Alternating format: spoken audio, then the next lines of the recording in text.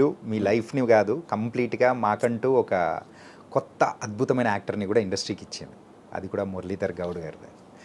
అంతకు ఆ మూవీ అవకాశం సార్, ఆడిషన్ అనేది కూడా ఇచ్చారంట కదా? దానికి కూడా ఒక చిన్న ఫ్లాష్ బ్యాక్ ఉంది సార్. ఫ్లాష్ బ్యాక్ అంటే లింక్ చిన్న లింక్. తరుణ్ భాస్కర్ గారు నన్ను ఎక్కడ చూసారో తెలియదు, ఫిజికల్గా కాదు, నా బొమ్మలో, నా బొమ్మ టీవీలో చూసి, టీవీ సీరియల్స్లో చూసారా, లేకుంటే స్టేజ్ మీద ఏమైనా చూసారా? నేను అడపదడప ఎవరైనా మా నాటకంలో క్యారెక్టర్ ఉంది సార్ అంటే వేస్తుంటాను కదా, రవీంద్రబాద్లో కానీ, త్యాగరాయ గాన సభలో కానీ, ఈ పరిషత్తులో కానీ అక్కడిక్కడికి వెళ్ళేవాళ్ళం కదా. మరి ఎక్కడ చూసారో ఎక్కడ గమనించారో తెలియదు, కానీ నేను ఒకరోజు మా ఊరికి వెళ్తుంటే నాకు ఫోన్ కాల్ వచ్చింది. ఇది రామన్నపేటకి? రామన్నపేటనేమో నల్గొండ జిల్లాలో ఉన్నది. ఓకే. రామన్నపేట, మాదేమో రామాయంపేట. ఓకే. ఇది నిజామాబాద్ రోడ్, హైదరాబాద్ టు నిజాం. మా ఊరు హైదరాబాద్ చాలా దగ్గర సార్, 80 కిలోమీటర్సే. ఓకే. మాకు హైదరాబాద్ వెరీ క్లోజ్. నిజాం మా రామంపేటకి మాకు చాలా క్లోజ్. అంటే మేము అడపదడప వస్తూనే ఉంటాం, పోతూనే ఉంటాం అప్పటి నుంచి కూడా. ఓకే. అయితే నేను ఒకరోజు మా ఊరికి వెళ్తున్న బస్సులో 2014 or 15 ఆ ప్రాంతంలో వెళ్తుంటే నాకు ఫోన్ కాల్ వచ్చింది. తరుణ్ భాస్కర్ గారు నాకు ఎట్లా తెలుసు అని అంటే, ఒక డైరెక్టర్గా, పెళ్లి చూపుల డైరెక్టర్ తెలుసు. ఓకే. అంతకుమించి ఆయనతో నాకు ఆయన ఎవరు నాకు తెలియదు. తరుణ్ భాస్కర్ పెళ్లి చూపుల డైరెక్టర్. ఇటువంటి డైరెక్టర్ చేతిలో పడితే కదా మనకు మంచి క్యారెక్టర్ వస్తుంది అని అనుకునేవాడిని. ఓకే. ఒకరోజు టక్కుని ఫోన్ వచ్చింది, సార్ నేను తరుణ్ భాస్కర్ గారు ఆఫీస్ నుంచి మాట్లాడుతున్నాను, ఒకసారి ఆఫీస్కి వస్తారా, మీరు ఫ్రీగా ఉన్నారా అన్నారు. బస్సు శబ్దం బొబ్బొబ్బొబ్బొబ్బని శబ్దం వస్తున్నది, సరిగ్గా వినపడతలేదు. సార్ ఏంటి సార్ అన్నాను. నేను తరుణ్ భాస్కర్ గారు ఆఫీస్ నుంచి మాట్లాడుతున్నానండి, ఒకసారి ఆఫీస్కి వస్తారా, ఆడిషన్ ఇవ్వాలి అన్నారు. అంటే సార్ నేను ఇప్పుడు రమ్మంటారా సార్, నేను మా ఊరు వెళ్తున్నాను, ఇప్పుడు రమ్మంటే మరి ఇటు నుంచి రిటర్న్ వస్తాను సార్ అన్నాను. అర్జెంట్ ఏం లేదు, మీరు మళ్ళీ ఎప్పుడు వస్తారు, కమింగ్ బ్యాక్ హైదరాబాద్ అన్నాడు. ఒక 3 days. నేను ఇక్కడ పని లేకుంటే నేను ఊరికి వెళ్ళిపోయి 3-4 రోజులు, వారం రోజులు ఉండేవాడిని. నేను యాక్చువల్గా 3-4 రోజులు ఉందామని వెళ్తున్నా.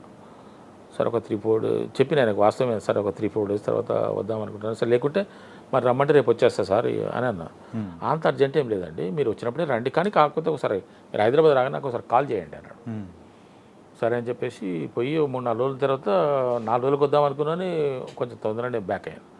రిటర్న్ బ్యాక్ వచ్చి ఫోన్ చేస్తే రామానాయుడు గారి స్టూడియోలో ఆఫీస్ అండి, మీరు రండి ఒకసారి ఆడిషన్కి రమ్మన్నారు. ఆడిషన్కి వెళ్ళాం. ఆడిషన్కి వెళ్తే వాళ్ళ స్టాఫ్, డైరెక్షన్ డిపార్ట్మెంట్ స్టాఫ్ వచ్చి ఒక సీన్ చెప్పి ఆడిషన్ తీసుకున్నారు. ఆడిషన్ తీసుకున్న తర్వాత ఒక 10 నిమిషాలకు మళ్ళీ వచ్చాడు. 10 నిమిషాలకు వచ్చాడు, బయటకు వచ్చి కూర్చోమన్నాడు. అంతవరకు మంచినీళ్ళు తెప్పించిండు, బయటనే మంచినీళ్ళు తెప్పించిండు, తాగినా కూర్చున్నా. 10 నిమిషాలకు వచ్చాడు. వచ్చి సార్ మళ్ళీ మీకు అప్డేట్ చేస్తాం సార్, మీరు వెళ్ళిపోతాను. అబ్బా అప్డేట్ చేస్తామన్నారంటే కొంచెం డౌట్. మీరు సెలెక్ట్ అయింది సార్, మీకు కాల్ చేస్తామంటే అది వేరే విషయం. మనకు ఆ సెన్స్ అనేది అర్థమైపోతూ ఉంటుంది. అప్డేట్ చేస్తాం సార్ అంటే ఇక నేను మళ్ళీ రాను నాకు అనిపించింది. ఇక మళ్ళీ వస్తామా రాము, డైరెక్టర్ గారు ఉన్నారా సార్ అన్న, మీటింగ్లో ఉన్నాడు. పర్లేదు సార్ కూర్చుంటా, సార్ను డిస్టర్బ్ చేయను, ఇవే వర్డ్స్ వాడిని నేను. పర్లేదు సార్ కూర్చుంటా, సార్ను డిస్టర్బ్ చేయను ప్లీజ్, ఒక్క నిమిషం నమస్కారం చేసుకో అంటే నాకు తరుణ్ భాస్కర్ని చూడాలని ఉండే, పెళ్లి చూపులు డైరెక్టర్ చూడాలని. నమస్కారం చేసుకొని వెళ్ళిపోతుంది సార్, ఏం మాట్లాడాను, డిస్టర్బ్ చేయను, ఒక్క 1 minute టైం ఏంటి సార్ నాకన్నా. సరేనండి చూస్తా మరి అని లోపలికి వెళ్ళిపోయాను. లోపలికి పోతే పర్మిషన్ ఇస్తే మంచిగా ఉంటుండే, పర్మిషన్ ఎంత సాయంత్రం వరకైనా సార్ ఉందామనుకున్నా సార్ నేను. అప్పటికి టైం 12:30 1 గంట అవుతున్నది. ఉందామనుకున్నా, ఉండి ఆయన ఎందుకంటే ఉన్నాడు మళ్ళీ అంటే అప్పుడు నా పరిస్థితి చాలా అంటే ఒక దర్శకుడిని కలవాలనట అంతకు ముందుకు నేను చాలా ఆఫీసులు తిరిగాను కాబట్టి సార్, ఇక్కడ ఎందుకు వచ్చింది అంటే చాలా ఆఫీసులు తిరిగాను కాబట్టి ఎక్కడ సినిమా ఆఫీసు ఉన్నది అని తెలిసినా వాలిపోవడమే, ఎక్కడ సినిమా ఓపెనింగ్ అని అనౌన్స్ చేస్తున్నారు అని అంటే వెతుకోవడమే, ఆఫీస్కి వెళ్ళిపోవడమే. ఒక ఒక ఒక ఒక మన పోస్ట్ కార్డ్ సైజ్ ఫొటోస్ ఉన్నటువంటి ఒక 40-50 ఫోటోలు పెట్టుకొని ఒక చిన్నది నా దగ్గర మంచి ఒకటి పర్స్ లాంటిది ఉండే, ఒకటి ఆల్బమ్ కదా సార్, ఒక పర్స్ లాంటిది పర్స్ లాంటి దాంట్లో ఫొటోస్, దాంట్లో అది చాలా నీట్గా ఒక డిగ్నిఫైడ్ కనపడుతుండే. ఓకే, అది ఇట్లా జిప్ ఓపెన్ చేస్తే ఓపెన్ అవుతుంది. 40-50 ఫోటోలు అలా పెట్టుకుంటుంది. డిఫరెంట్ పోజెస్లో ఉన్న 5-6 పోజులు ఉన్నాయో 40-50 ఫోటోలు పెట్టుకుంటుంది. వాటి మీద ఫోన్ నంబర్లు పెట్టి నా పేరు పెట్టేసి పెడుతుంది. ఎక్కడికి వెళ్ళినా కూడా ఆఫీస్కి అయితే అప్రెంటిసు ఫోటో తీసుకోవడం, లేకుంటే అసిస్టెంట్ డైరెక్టర్ ఫోటో తీసుకోవడం, ఈవెన్ అసోసియేట్ కానీ ఎవ్వరు కానీ కలిసేవాళ్ళు కాదు. ఇక ఎవరైనా ఆడిషన్ తీసుకుంటే కూడా వీళ్ళే సరే ఆడిషన్ ఇచ్చిపోమని చెప్పేవాళ్ళు. వెళ్ళిన ప్రతిసారి ప్రతి చోట నేను అడిగేవాడిని, సార్ ఒక్కసారి కో డైరెక్టర్ కానీ కలుస్తా సార్. ఆయన పేరు కూడా మనకు తెలియదు. అసలు ఆ సినిమా తీస్తారా తీయరా కూడా తెలియదు. బయటకు వస్తారా రాడా కూడా తెలియదు. పెద్ద ప్రొడక్షన్ చిన్న ప్రొడక్షన్ అది తెలియదు. మనకు అది సినిమా ఆఫీసు, మనం పోవాలి, మనం ఆడిషన్ ఇవ్వాలి, ఆ డైరెక్టర్ని కలవాలి అన్నది నా ఆలోచన. ఇవన్నీ కుదిరితే ఒక వేషం ఇవ్వకపోతాడా అన్నది. అట్లా ఎక్కడికి పోయినా కూడా కో డైరెక్టర్ కాదు కదా, అసోసియేట్ డైరెక్టర్ కూడా కలిసేవాడు కాదు. ఎప్పుడన్నా ఒకసారి డైరెక్టర్ గారు ఉన్నారు అని అంటే అవి బయటకు రాని విషయాలే. కొత్తగా ఆఫీస్ పెట్టి ఆయన టేబుల్ పెట్టుకొని కూర్చుంటే ఆయన ముందర పోయి ఇక మనం ఏం సార్ ఆయన కూర్చోం సార్, ఏం సార్ అంటే ఇట్లా అదే సార్ ఏదో మీరు సినిమా తీస్తున్నారు కూర్చోండి చేస్తారా, అందులో ఉన్నాయి మంచి క్యారెక్టర్లు ఉన్నాయి, మంచి ఆశపడుతుంది మంచి క్యారెక్టర్ సార్ చేస్తారు సార్, ఏదో ఒకసారి ఆడిషన్ చేయండి అంటే ఇక మనం అదే మనకు షూటింగ్ అనుకొని చేస్తుంటే ఆ డైరెక్టర్ నుండి లైట్లు ఆనని కెమెరా యాక్షన్ అనని చెప్పేసి నేను వెళ్ళిపోతాను. అంత పీక్లో వెళ్ళిపోతుంటాను, చేసేస్తుంటే వాళ్ళు ఇంప్రెస్ అయ్యేవారు. వెళ్ళిన ప్రతి చోట ఇంప్రెస్ అయ్యేవారు. నేను అట్లా ఎక్కడ ఆడిషన్ ఇచ్చినా కూడా నాకు డెఫినెట్గా సాటిస్ఫాక్షన్ దొరికేది. ఎందుకంటే ఆ డైరెక్టర్ కళ్ళు చూస్తే నాకు తెలిసిపోయేది, వాళ్ళకి నచ్చిందా లేదా అనేది వాళ్ళ చూపుల ద్వారానే అర్థమైపోయింది. ఇంకోసారి వీడేంద్ర బయట చేస్తున్నాడని కూడా అనుకునే వాళ్ళు కూడా ఉండ్రి. అటువంటి వాళ్ళు కూడా ఉన్నారు. అటువంటి పరిస్థితిలో ఈ తరుణ్ భాస్కర్ ఇప్పుడు నేను ఇడిచిపెట్టేది లేదా, నేను చూడకుండా పోయేది లేదని నేను అనుకొని ఇవన్నీ నేను అనుకుంటూ కూర్చున్నా. జస్ట్ ఒక 5 నిమిషాలు అయింది. బిక్కు అంటూ కూర్చోండి నేను 5 నిమిషాలు అయింది. తరుణ్ భాస్కరే వచ్చాడు. ఆయనే వచ్చిండు. నేను చూసి సార్ అని లేచిన ఆయన వచ్చి కూర్చోండి సార్ అని చెప్పేసి కూర్చోబెట్టి ఆయన అంతటికీ ఆయన రాగానే ఎవరో కుర్చీ తీసుకొచ్చాను, సార్ దీంట్లో ఒక క్యారెక్టర్ మీరు చేస్తారు అన్నాడు. ఇక అది ఆయన చూడడమే నాకు అనుకుంటే ఇక ఆయన నాకు క్యారెక్టర్ కూడా ఇస్తారా అని చెప్పేసి అని చెప్పిండు. అది పిట్టకథలు. ఓకే. పిట్టకథల్లో రాముల అనే ఒక ఎపిసోడ్లో ఎక్స్ ఎమ్మెల్యే రామచంద్ర నా క్యారెక్టర్ పేరు. ఆ క్యారెక్టర్ వేసిన సార్ నేను 2 days చేశాను. అది చాలా బాగా వచ్చింది. అది సినిమా వాళ్ళు చాలా దాన్ని ఎప్పుడు 2020లో అది చాలామంది చూశారు. నేను చూడలేదు, నా లింక్ కూడా నాకు రాలేదు. వెబ్ సిరీస్ వచ్చిందట, మా ఇంట్లో వెబ్ సిరీస్ కనెక్షన్ కూడా లేదు. నేను పెట్టుకోకుంటే ఈ వైఫై లేకుండా నాకు నా దగ్గర వచ్చిన టీవీ ఉండే దాన్నే నడుపుకున్నాం. డబ్బా డయానోరా. ఓకే. అది చాలామంది నేను మఠం పోయినా ఒకసారి ఇట్లే అది ఇటు వస్తే ఒకరోజు మఠంలో ఉన్నాం, రామకృష్ణ మఠంలో ఉండి లోపలికి పోయి ఇటేమో వస్తుంటే అన్న ఎవరో కనిపించారు. సార్ మీరు పిట్టకథలు చేశారు కదా సార్ అన్నాడు. పిట్టకథలని కూడా తెలియదు నాకు, ఆ పేరు అనేది కూడా టైటిల్ కూడా తెలియదు. వీళ్ళు రాములా అని చెప్తున్నాడు తరుణ్ భాస్కర్, రాములా అని చెప్తున్నాడు కానీ అది పిట్టకథలు దాంట్లో ఒక ఎపిసోడ్ రాములా అని నాకు తెలియదు. సార్ మీరు పిట్టకథలు భలే చేశారు సార్ మీరు అన్నాడు ఆయన. పిట్టకథలు ఎప్పుడు చేశాను పని నేను అనుకుంటున్నాను.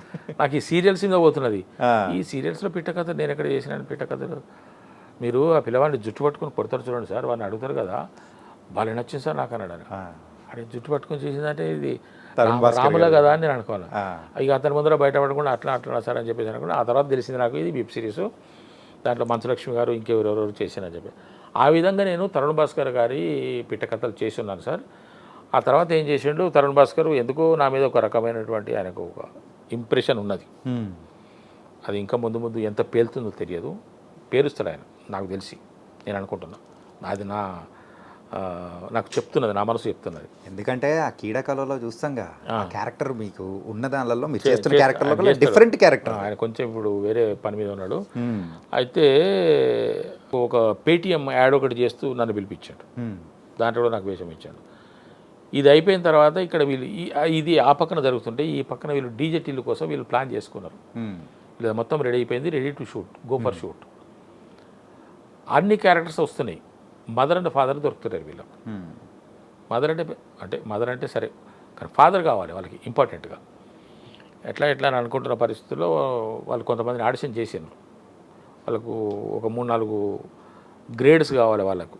గ్రేడ్స్ అంటే వాళ్ళకు ఒక ఆ యొక్క పర్టికులర్ కావాలి. ఒక ఫాదర్ అంటే సిద్ధుకి ఫాదర్ లాగా ఉండాలి, తెలంగాణస్ లాగా బాగా చెప్పగలిగి ఉండాలి, పర్ఫార్మెన్స్ చేయగలిగి ఉండాలి. ఇవన్నీ వాళ్ళకు కొన్ని అనుకున్నటువంటి అంశాలు. ఆ అంశాలు ఉన్న వాళ్ళకు మంచి ఆర్టిస్టులు దొరికింటారు వాళ్ళకు.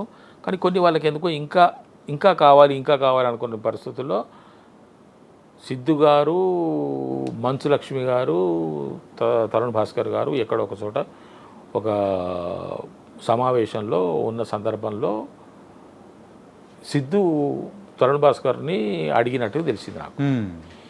నా ఇట్లా మా సినిమా షూటింగ్ దగ్గరికి వస్తున్నది, మన ఫాదర్ క్యారెక్టర్ దొరుకుతలేడు అని చెప్పేసానంటే అప్పుడు తరుణ్ భాస్కరు అక్కడనే టీవీ ఉంటే ఆ టీవీలోనే ప్లే చేసి నన్ను చూపించినట్టు. నన్ను చూపించి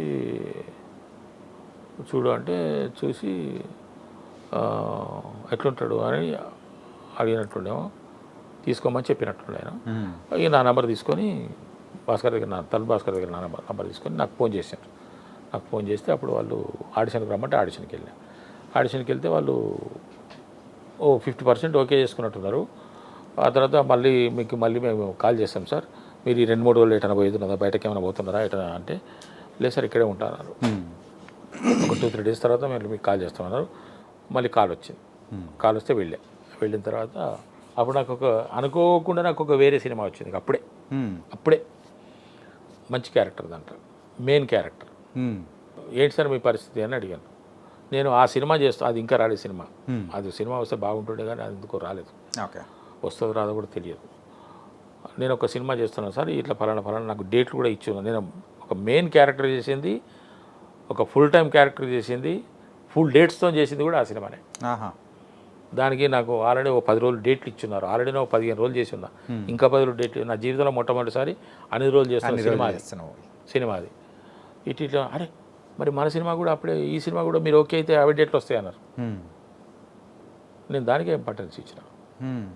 ఎందుకంటే అది ఆల్రెడీ చేస్తున్నాను నేను, దాని సంగతి నాకు తెలుస్తున్నది. అది నాకు చాలనుకుంటున్నాను నేను. ఇది బయటకు వస్తే నా సంగతి, నాకు ఇక సినిమాల్లో అవకాశాలు వస్తాయనే అభిప్రాయంలో నేనున్నా. నాకు ఇది పెద్దగా అనిపించలేదు. ఇంకా వీళ్ళు మొదలు పెట్టలేదు, ఆ క్యారెక్టర్ ఏందో మనకు తెలియదు, ఎన్ని రోజులు వస్తాయో తెలియదు, వీళ్ళు ఎంత ఇస్తారో తెలియదు, ఇవన్నీ ఉంటాయి కదా మనకు ఆలోచన. అంటే నాకు ఆల్రెడీ ఆ డేట్లు ఉన్నాయి సార్, మరి మీది ఎప్పుడు అంటే, లేదు సార్ మనది కూడా అదే డేట్లు రావచ్చు మ్యాక్సిమం, మరి మీరు ఎట్లా అన్నాడు. నేను దానికి ఇంపార్టెన్స్ ఇస్తాను చెప్పాను. నేను దానికి ఇంపార్టెన్స్ ఇస్తాను చెప్పాను. చెప్తే అప్పుడు ఒక అసోసియేట్ డైరెక్టర్ వచ్చారు, కాఫీ తెప్పించారు, కాఫీ తాగుతున్నా. అప్పుడు 2వ రూమ్లో తీసుకుపోయాను అనుకో, అంతకుముందు బయట కూర్చొని పెట్టాను, అప్పుడు 2వ రూమ్లో తీసుకుపోయాను. పెరిగింది. అప్పుడే అనిపించింది నాకు, అయితే క్యారెక్టర్ ఇచ్చినట్టున్నారు నాకని. అందరు వెళ్ళిపోయారు. ఒక ఆయన ఉన్నాడు, ఆయన చెప్పాడు, సార్ ఈ సినిమా మీరు వదులుకోకండి, ఆ సినిమాని మీరు మేనేజ్ చేసుకోండి, డేట్లు ఏమైనా తేడా వస్తాయి, బట్ దీనికి ఇంపార్టెన్స్ ఇవ్వండి, ఇది మీకు మంచి టర్నింగ్ వస్తుంది చూసుకోండి అన్నాడు. అన్నట్టుగానే దీనికి అడ్జస్ట్ చేసుకున్నాం, ఇది వచ్చింది. అది నిజంగానే టర్నింగ్ పాయింట్ అయింది. టర్నింగ్ పాయింట్ అంటే నార్మల్ టర్నింగ్ పాయింట్ కూడా కాదు సార్. ఈ డీజే టిల్లు తర్వాత సో 1తో కంపేర్ చేసుకుంటే స్క్వైర్లో మీకు ఎక్కువ క్యారెక్టరైజేషన్ కానీ, ఆ నడివి కానీ, మీరు వేసే పంచులు కానీ అన్నీ కొంచెం ఎక్కువ అప్గ్రేడ్ ఉన్నట్టున్నాయి. ఇంకా ఈజీ వస్తుంది కదా, ఈజీ వస్తుంది కదా, తెలిసిపోతాయి కదా మనకు. ఫస్ట్ దాంట్లో అంటే మనకు అదే, ఆయన సిద్ధి ఎవరో మనకు తెలియదు, ఆ డైరెక్టర్ తెలియదు, ఎవరు తెలియదు. ఆ తర్వాత మనం సెకండ్కి వచ్చేటప్పటికి అది ఫస్ట్ బాగా హిట్ అయిందన్న సంగతి తెలుసు, దీన్ని ఇంకా కొంచెం ఇంప్రూవైజ్ చేయాలి, ఇక అంత మనకు కొంచెం నార్మల్ అయిపోతుంది కదా, కాబట్టి ఇంకా కొంచెం ఈజీ ఎక్కువైపోయింది. సిద్ధు గారితో ఎలా ఉంది సార్? ఎవరైనా ఆర్టిస్టే సార్. అక్కడ రాగద్వేషాలు ఉండవు, అనుబంధాలు ఉండవు. అంటే ఫస్ట్ ఆఫ్ ఆల్ నేను ఉంచుకోను, నాకెవరు ఫ్రెండ్స్ ఉంటారు సార్, నేను ఎవరితో ఫ్రెండ్షిప్ చేయను. నేను కొంచెం కఠినంగా మాట్లాడతా. కఠినంగా అంటే వాస్తవం ఎప్పుడైనా కఠినంగానే ఉంటుంది, నిజం చాలా చేదుగా ఉంటుంది అని చెప్పేసి అంటారు కదా. నేను కొంచెం నిజాలు ఎక్కువైంది. నేను 99 మ్యాక్సిమం 100% నేను నిజాలే మాట్లాడతాను. అబద్ధాలు నా దగ్గర ఉండవు. నేను అబద్ధాల జోలికి వెళ్ళాను. అబద్ధం బ్రతుకు నాకు ఇష్టం ఉండదు. ఏదున్నా కూడా నిజంగానే ఉండాలి. కష్టమైన ఇబ్బంది అయినా నిజంగానే ఉండాలని చెప్పేసి భావించే వ్యక్తిని కాబట్టి నేను కొంచెం చూడటం కూడా కొంచెం కఠినంగానే కనపడతా. కాబట్టి నాకెవరు దగ్గరగా ఉండరు, నేను ఎవరి దగ్గరికి పోను. అంటే ఈ లడ్డు గాని పెళ్ళి ఎప్పుడు సార్? లడ్డుగా మ్యాడ్ మ్యాక్స్లో లడ్డు కాని పెళ్ళి మొత్తం ధూమ్ధామ్. Mad Square. మ్యాడ్ స్క్వేర్లో యా, లడ్డు పెళ్ళిదే మొత్తం కథ అంతా. ఆ సాంగ్ రిలీజ్ అయ్యేటప్పటికి మీ క్యారెక్టరైజేషన్ ఎలా ఉంటుందని వీఆర్ వెయిటింగ్. బాగుంటుంది. ఈ మ్యాడ్లో సో మీ క్యారెక్టర్ అనేది కూడా out of the box sir. So ఏంటది, దాని కథ ఏంటి అసలు? అసలు ఎక్స్పెక్ట్ చేయలేదు. మార్చి 29కి రిలీజ్. మ్యాడ్ స్క్వేర్లో నిన్ను అడిగేది మ్యాడ్ గురించి సార్. ఆ మ్యాడ్లో సో మీ క్యారెక్టర్ అనేది అంటే అక్కడున్న మెయిన్ ఆర్టిస్ట్ల వాళ్ళ ఫాదర్ అట్లా అనుకుంటాము, అయితే కానీ ఇది అవుట్ ఆఫ్ ద బాక్స్ వచ్చేసి ఇది చిన్న అతుకు, ఇది ఒక చిన్న ప్యాచ్. ఇది ఎలాగంటే కళ్యాణ్ శంకర్ గారు డైరెక్టర్ గారికి ఆ డీజే టిల్లులో నా పర్ఫార్మెన్స్ చూసి, నా యొక్క కామెడీ చూసి ఆయనకు బాగా నచ్చి ఈ సినిమా మ్యాడ్ ఆయన పట్టాల మీదకి ఎక్కించింది అప్పటికే. అబ్బా నాకు ఈ సారథి ఒక ఉంటే బాగుంటుండే కదా అని చెప్పేసి అని ఆ పాత్ర లేకపోయినా కూడా లడ్డు కానీ ఫాదర్ పాత్ర క్రియేట్ చేసి దాన్ని నన్ను చూపించాడు.